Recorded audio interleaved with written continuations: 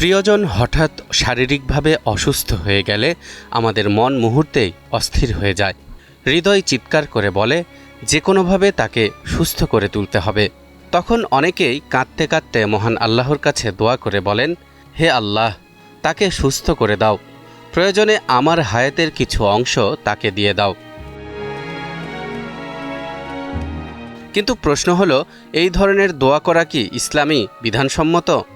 সত্যিই কি কারো দোয়ায় আমাদের হায়াত কমে কিংবা বাড়ে? দর্শক, আজকের ভিডিওতে আমরা এ বিষয়টি জানার চেষ্টা করব। সঙ্গেই থাকুন।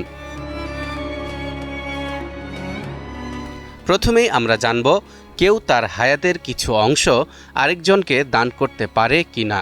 এ বিষয়ে কোরআন আমাদেরকে স্পষ্টভাবে জানিয়ে দিয়েছে, যখন কোনো ব্যক্তির হায়াতের পুঁজি ফুরিয়ে যাবে তখন আর এক মুহূর্ত বিলম্ব করা হবে না।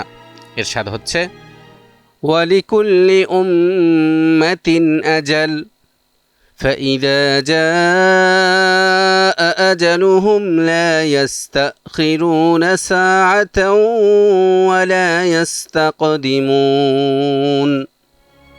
প্রতিটি উম্মতের জন্য একটি নির্দিষ্ট সময় রয়েছে, সুতরাং যখন সেই নির্দিষ্ট সময় উপস্থিত হবে তখন সে এক মুহূর্ত বিলম্ব করতে পারবে না এবং এগিয়েও আনতে পারবে না।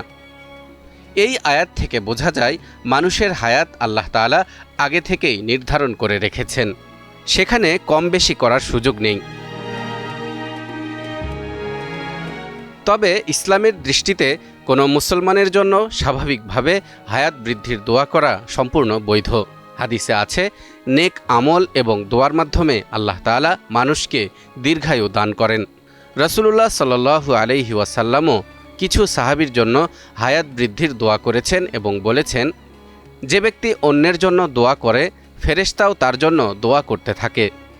কাজেই প্রিয়জনের সুস্থতা, দীর্ঘায়ু ও জীবনের বরকত কামনা করে দোয়া করা শরীয়তসম্মত এবং প্রশংসনীয় কাজ। তবে নিজের হায়াত থেকে কিছু অংশ অন্য কাউকে দেওয়ার দোয়া করা শরীয়তে প্রমাণিত নয় এবং তা বৈধ নয়।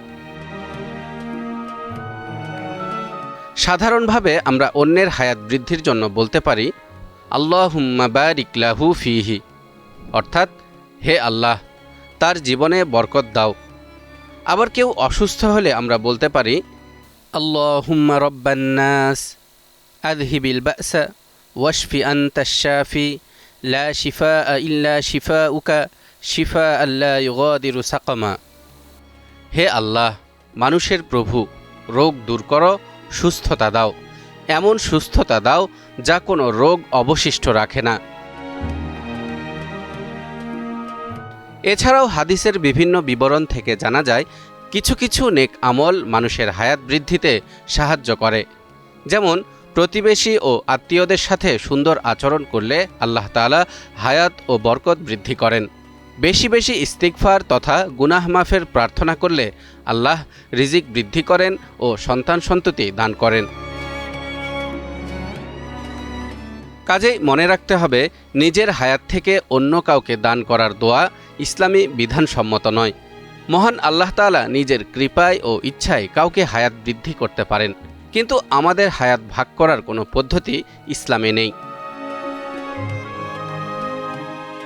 তালহা ইবনে রেজা, নিউজ 24।